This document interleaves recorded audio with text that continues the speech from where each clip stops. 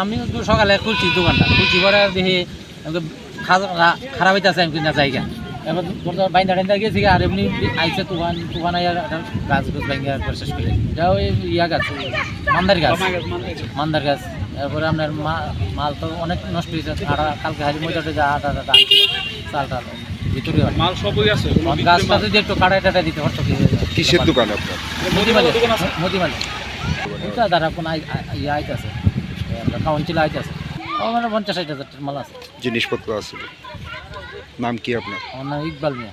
আমার সামান কিছু জমানো, কিছু টাকা পয়সা ছিল, ঘরে অনেক কিছু ছিল, সবগুলা ক্ষতি হয়ে গেছে।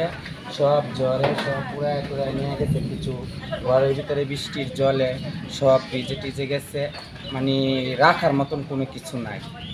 কয়টা ঘর মানে ক্ষতিগ্রস্ত হয়েছে? এই পুরা ঘর। তারাই আমাকে অনেক হেল্প করতেছে, তারা এসে আমাকে দরাদরি করে সব সামান কিছু যায়, মানে রাখার মতো কিছু দোকানটা দোকানটা গাছটা পড়েছিল কোন সময় ছিল? সকালে পুরো সকালে। কিসের দোকান আপনার? এটা কি চা পুরি তরকারি চা? এখন অবধি আইসিনি কেউ? না ওন তো আমি দেখছি না, এখন কেউ আওয়ার নেই। কি চান? আমরা চাই হতে বলবো, আমি কিছু গরিব মানুষ, আমি যেদিকে চলি। আর 10টা বাড়ি প্রচণ্ড ক্ষতি হয়েছে। আমরা মেয়র কাউন্সিলর তুষারকান্তি ভট্টাচার্য তারা জানাইছি, তাই নাও কিছুক্ষণ পরে আইব। তহসিলদাররা তাই ফোন করে পাঠাইছে, তহসিলদারও দেখতেছে সব কিছু।